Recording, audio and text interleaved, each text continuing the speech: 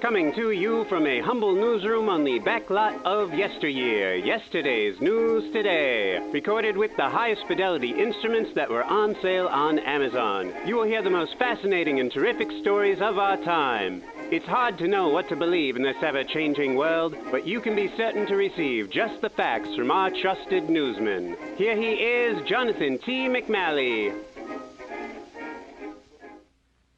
Hello, and welcome to yesterday's news today.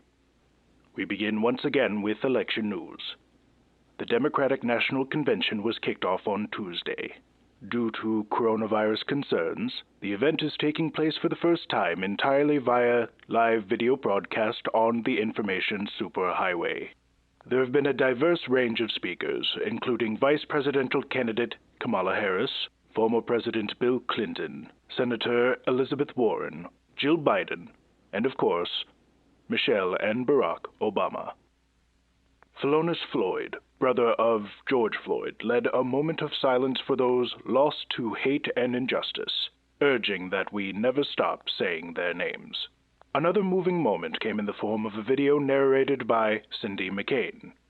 She spoke of her late husband, former U.S. Senator John McCain, and his longtime friendship with Cuppa Joe Biden. It gave the message that the candidate is someone with the willingness and ability to work across the aisle. This fit with an overall theme of more moderate and centrist policy discussed at the event, as opposed to the more progressive elements within the party. This was reflected in the short allotment of time afforded for the words of Representative Alexandria Ocasio-Cortez. Former presidential candidate Bernie Sanders notably urged his followers to overcome any disappointment and back Joe Biden. Meanwhile, President Donald J. Trump has also been active on the campaign trail. Holding small rallies throughout Minnesota and Wisconsin this week, he was extremely critical of Democratic politicians. He labeled them fascists and radicals, and called Joe Biden a puppet of left-wing extremists trying to erase our borders, eliminate our police, vilify our heroes, and take away our energy. He also stated that the economic impact of coronavirus was God testing him for building the greatest economy. At an event in Oshkosh, Wisconsin, he told cheering supporters 4 more years, and then after that we'll go another 4 years. He joked that he deserves a redo for alleged spying on his campaign in 2016.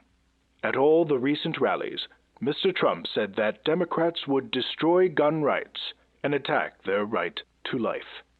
He is quoted as saying, "I am the only thing standing in the way of your Second Amendment."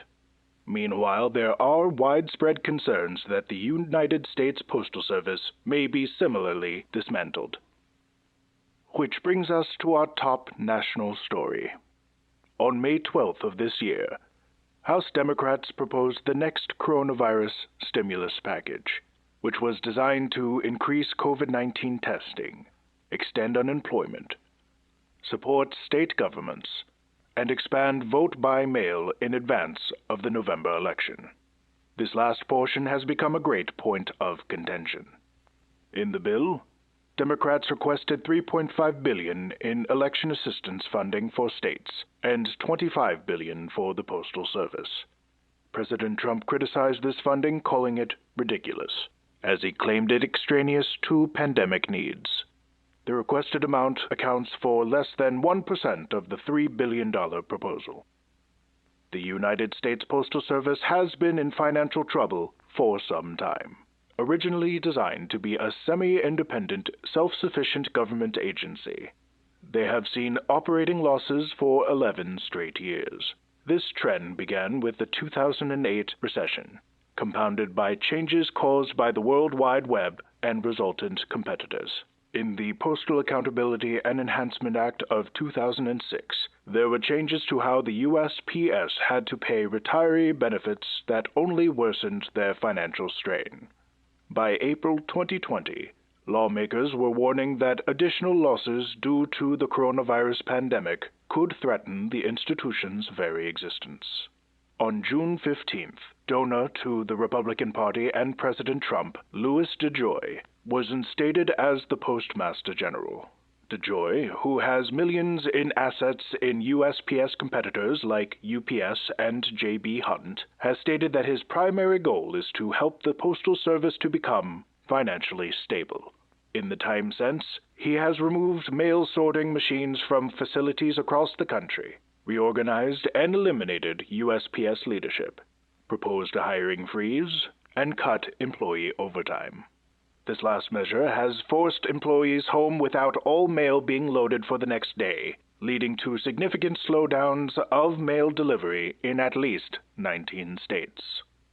Last week, House Speaker Nancy Pelosi and 174 other members of Congress voiced their concerns about this significant restructuring in a letter, also mentioning the effects it would have during a presidential election that would rely heavily on mail-in voting.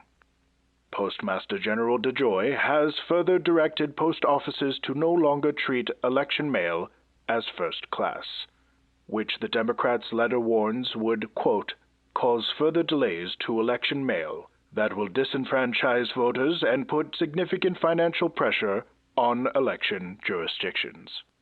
Additionally, in Pennsylvania, a state where the presidential election is projected to be close, the Trump campaign sued the election boards of 67 counties over the way they handle mail-in voting, citing concerns of fraud and disenfranchisement. Mr. Trump has often voiced such fears about voting by mail, stating that 2020 is going to be the greatest fraud in the history of elections. In an exhaustive investigative journalism analysis by News 21, only 491 cases of absentee ballot fraud were found from the year 2000 to 2012. The nonpartisan Brennan Center for Justice cited this study, noting that compared with the millions of votes cast, Americans are more likely to be struck by lightning than to commit mail voting fraud. The president has since requested a mail-in ballot for Florida's state primary election, and both he and First Lady Melania Trump previously voted by mail for the presidential preference primary in March, according to voting records. Democrats have condemned Mr. Trump, implying that he is intentionally crippling the USPS in an attempt to bolster his presidential bid.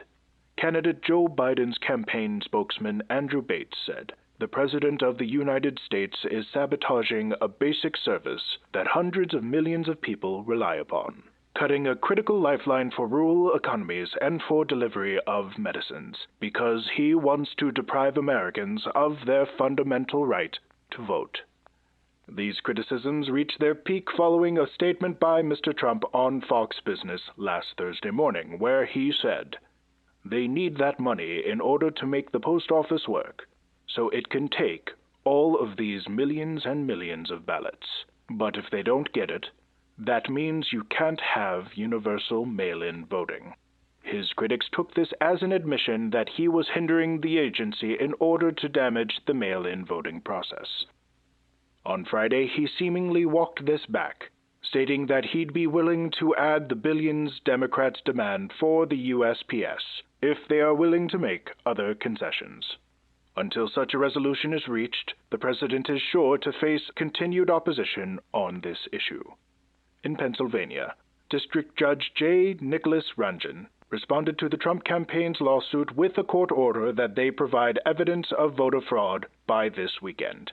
The Supreme Court rejected an attempt by the RNC to block Rhode Island's mail-in voting accommodations. And this just in. After 20 Democratic states announced plans to file federal lawsuits, Postmaster General Louis DeJoy has announced that the changes being made to the Postal Service would be suspended until after the November 3rd election. DeJoy is to testify before a Senate committee Friday, and Democrats in Congress say they will continue to seek funding for the agency. And while they fight for the post office, the Biden campaign is defending Senator Kamala Harris's eligibility to run for vice president. The Democratic Party is combating allegations that Harris is not a natural-born citizen of the United States. She was born in Oakland, California. When asked about birther claims at a press conference last Thursday, President Trump said that he'd just heard that Harris, quote, doesn't meet the requirements, and by the way, the lawyer who wrote the piece is highly qualified and talented, end quote. According to a survey conducted by ABC News, Senator Kamala Harris has a higher net favorability rating than President Trump, Vice President Mike Pence, and Democratic nominee Joe Biden. She is the first woman of Black and South Asian heritage to compete on a major party's presidential ticket. Meanwhile, Representative Ilhan Omar has won her primary in Minnesota's 5th congressional district, beating several challengers to her seat. Omar's win in 2018 was historic, as she was the first Somali American elected and was the first of 2 Muslim women elected to Congress that year. She is a part of a small group of congresswomen of color that have been given the moniker the Squad. This group also consists of New York Representative Alexandria Ocasio-Cortez, Ayanna Pressley of Massachusetts, and Rashida Tlaib of Michigan. The president has often been critical of these women. As recent as Wednesday, he spoke of Omar's win at a rally, saying, "She's a horrible woman who hates our country." The Squad is said to represent the demographic diversity of a younger political generation. Speaking of women in positions of power, I believe Bruce, our entertainment reporter, has something to say on a similar topic. Oh, do I ever? Wait, you do you not? Yes, Jonathan, I do. Today, in entertainment news, we will be discussing WAP. WAP? WOPE. I'm not positive how you are intended to pronounce it, but I know I shan't be referring to it by its full name.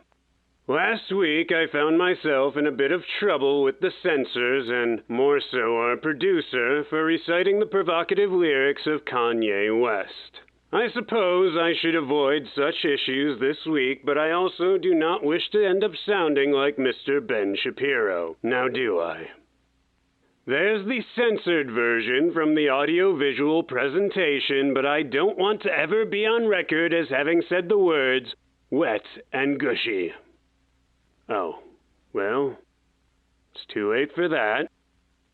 You know, I do not see why so many of the colloquial terms that refer to various aspects of physique and fornication are considered bad words. Perhaps if we discussed things more freely and openly, there would be far less stigma associated with the act of intercourse. Education and communication could go quite a ways towards creating a world where such couplings are approached safely and respectfully. But for now, I suppose I will simply refer to this song as lubricated Oh, really? Apparently I cannot even say that. Our producer is writing a word for me, and... You've got to be kidding me. This is the problem. All right. We're apparently going to refer to the song as Lubricated No-No from here on out.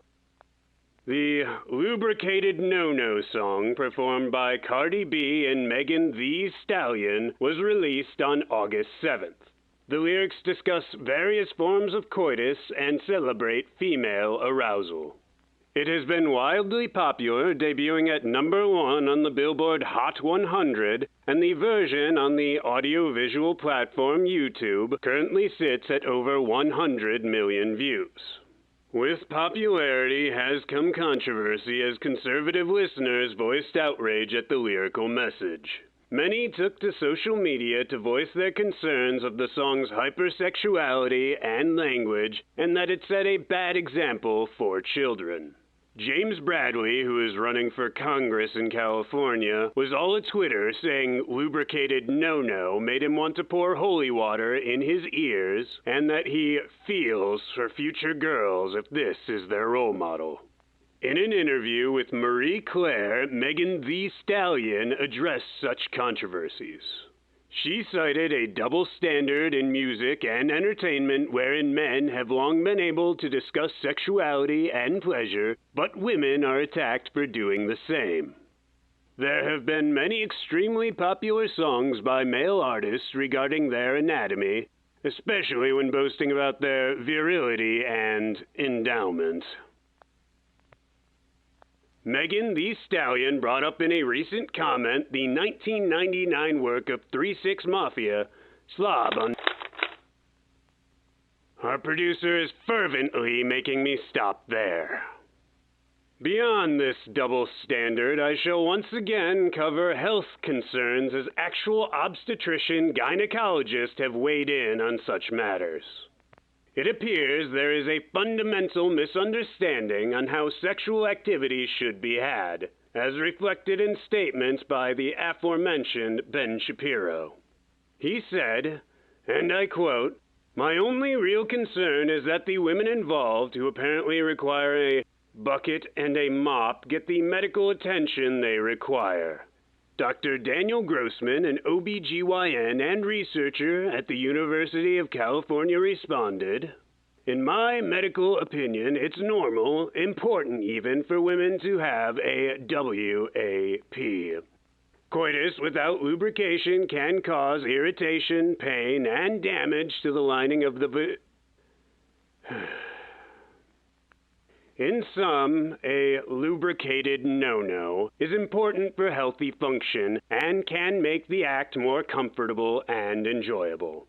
It's doubtful such information will reach critics of the song, so for now, I will blast the spoken word of Cardi B and Megan Thee Stallion from my speakers for all to hear, until the importance of a lubricated no-no is realized by all. Back to you, Jonathan. Thank you, Bruce, for your ever unconventional insights. Now for a couple more stories in national news. We begin with the tragic shooting death of 5-year-old Cannon Hennant. On August 9th, the North Carolina boy was killed in his front yard, and his next-door neighbor, Darius Sessoms, was seen with a gun and driving away from the scene. Conservative media outlets and social media were outraged, repeatedly stating that the killing was not being covered by major media outlets, saying it was because the victim was white and the suspect was black. The story has been covered extensively by local news outlets, the Associated Press, CNN, and the Washington Post. A manhunt for Darius Sessoms resulted in his arrest the day after the shooting. He is facing first-degree murder charges without bail. In further national news, Black Lives Matter protests continue throughout the country. Many continue the chant, "Say her name," in regards to Breonna Taylor, who was killed by police officers who raided her home. While executing a no-knock warrant, they shot the sleeping EMT 8 times. The suspects they were pursuing were at a house more than 10 miles away. None of the officers involved have been arrested. And that's all the national news we have time for this week. If only we had the budget for further reporters to lighten the load. But alas, it is what it is. And now a much-needed word from our sponsors. When the sun is high and you're feeling low, open a can full of good times, deliciously different Dr. Pepper. It is gonna make a pepper out of you. Say, you got Dr. Pepper to sponsor the show. That's rather incredible, Denberg. Well, they are not sponsoring us in the most technical of senses. What do you mean? In short, they are not sponsoring us at all, but I truly wish they would. See, there's a shortage of Dr. Pepper right now. Demand for the drinks increased a lot these past 4 years, and even more so with people stocking up in the wake of current pandemics. And I figured that the makers of a drink with 23 delicious flavors would enjoy a taste of our refreshing advertising. If they do not have product, why would they wish to sell more? I hadn't thought of it that way, Jonathan. See, that's why you're the newsman, and I'm the man on a continual hunt for funding. And I wish you luck, Denberg, but for now I will cover the local news on my own. A runaway emu was spotted dashing through the streets of Paterson, New Jersey last Tuesday. The 4-foot-tall flightless bird was eventually snared by animal control officers. There's no word as to where it may have come from, but it now resides at Franklin Lakes Animal Hospital. Meanwhile, the Mississippi Department of Archives and History is dealing with a different kind of unexpected creature that has made its way onto a proposed state flag. The MDAH has been accepting submissions to replace the current state flag, which features the Confederate battle emblem. Mississippi resident Thomas Rosette designed a flag which displayed a large mosquito surrounded by a ring of stars, as a joke on a co-worker who wants the old flag to remain. The mosquito flag gained significant attention and support, eventually being selected as a finalist for the state flag proposals. To the disappointment of many, the MDAH announced that the inclusion of the blood-sucking insect was due to a typo, and it would be removed from the running for the final flag to be chosen on September 2nd. And our last local story is a follow-up to last week's coverage on the Wizard of Christchurch. Ian Brackenbury Chanel says that reports of his potential retirement have been greatly exaggerated. He's not sure where such an idea might have come from, but he suggests possibly from his enemies, of which he, of course, means bureaucrats. He says they want him to retire because nobody ever wanted a wizard in authority. Both Chanel and his wizarding apprentice Ari Freeman agree that a wizard simply cannot retire. They, quote, keep going until they fall off their perch. Moving on to world news, our first story is that of a much more controversial political appointment. Following a highly contested election, the people of Belarus have taken to the streets. In a vote that was reportedly fraught with fraud, Alexander Lukashenko won his sixth term as the president of Belarus by an incredible 80.23%. In 1994, Lukashenko became the first president of a Belarus independent of the Soviet Union. From the beginning, he led a campaign of control within the country, firing the leadership of the National Bank, effectively gaining power over the nation's currency. The years since have had President Lukashenko winning elections in unprecedented landslides. Referendums to extend his first term as well as end presidential term limits solidified his ongoing reign. Most recently, just days before the 2020 election, he had the campaign manager of his opponent arrested. The European Union has long been vocal in its opposition to the country's lopsided elections. Meanwhile, mass protests in Minsk have shown the world that the country of Belarus is ready for massive changes to its leadership. President Lukashenko has responded to the tens of thousands of protesters in the streets with violence. In 1 week, his security force killed one individual, injured dozens, and detained upwards of 6,700 in an attempt to quell largely peaceful protests. In addition to his forces, who have already implemented the use of stun grenades and rubber bullets, the president has stated that he can gain additional assistance from Russia to ensure the security of Belarus. President Lukashenko has made it clear that he has no intention of bending to the will of the protesters, stating, quote, "Unless you kill me, there will not be a revote." President Donald Trump has expressed that he will be keeping an eye on the escalating situation. President Trump recently announced much more positive news out of the Middle East this week. A stunning peace agreement has been reached between Israel and the United Arab Emirates. While American officials had been meeting with the two countries to arrange such a deal, the accord was helped along by the actions of the head of the Mossad, Yossi Cohen, in the form of arranging secret shipments of medical equipment from Israel to the UAE to combat the universal menace of COVID-19. There are many questions about the future of this agreement, and even how long this normalization may last, but as for now, it stands as a bit of hope in a region rife with unrest, in a time of global uncertainty. In Israel's neighboring Lebanon, the news is far more dire. There's been widespread civil unrest in the wake of an explosion that shook the nation's capital city on August 4th.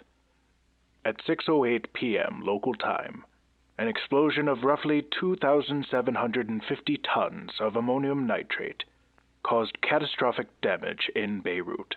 This blast is known to dwarf the destructive power of both U.S. and Russia's most powerful non-nuclear explosives, and read as a 3.3 local magnitude earthquake according to the U.S. Geological Survey. So far, damages have been estimated at 10 to 15 billion U.S. dollars. This is in addition to the 177 lives that were lost, and 6,000 people who sustained injuries. Investigations into the cause of the explosion are ongoing, with several international bodies interested in throwing their proverbial hats in the ring. What has been reported is that the large stockpile of ammonium nitrate was seized by Lebanese officials in February of 2015 from a Russian-owned Moldovan-registered merchant vessel. Reasons for the seizure remain disputed. However, the end result was the housing of the chemicals in a warehouse in the port of Beirut. Various letters and a state security report submitted to the Lebanese judiciary had urged leadership of the, quote, real dangers arising from these materials, end quote. Despite the writing on the wall, there was no movement of the materials, resulting in that devastating Tuesday. This comes at a time when tensions within the country are at an all-time high. There have been regular protests in Lebanon since October of 2019, decrying governmental mishandling of the economy, legislative protection of the ruling class, and scarcities of basic necessities such as electricity and water. When it had come to light that there were warnings and missed opportunities to move the ammonium nitrate, protesters organized in downtown Beirut, demanding the government be held liable for the blast which has left upwards of 300,000 people homeless. Protesters in Martyrs Square were met with violence from soldiers and unidentified men in civilian clothing, who fired tear gas, rubber bullets, and birdshot into the crowd. Initially, there was denial by the army and internal security forces that live rounds had been used. It was also stated that the cause of the escalation was citizens throwing rocks at opposing forces from approximately 131 feet away. 723 people remain injured after the dust settled on that day of mass protest.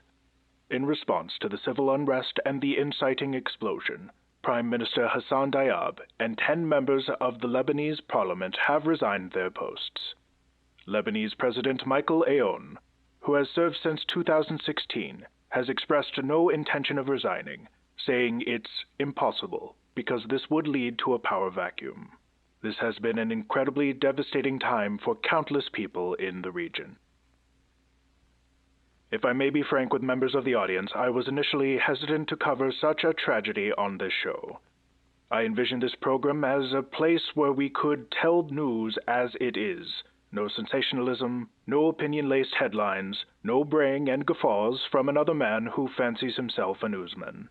My writing partner, rather, tried to convince me from day one that this is one of many stories that need to be told by as many voices possible. I have come to realize that it is our responsibility to boost a signal to causes for good, whether it be within our circle of friends and family who are so kind to support us, or to the masses this broadcast may one day reach. Because of this, at this time, I would like to take an opportunity to shed some light on a charity that I am personally choosing to donate to, Humanity and Inclusion. This charity has a stellar record of ensuring over 95% of donated funds go towards actual work they do in areas of devastation. They currently have a 98-person team that has been mobilized to Lebanon to offer physical therapy and mobility aids to the thousands injured in the blast, as well as psychological support to those who need it. This team says they will be in the area for the long haul, and they will need all the financial support that they can get. Please visit hi-us.org to donate. We will include the direct link in our description in case there are any issues. Again, that is hi-us.org.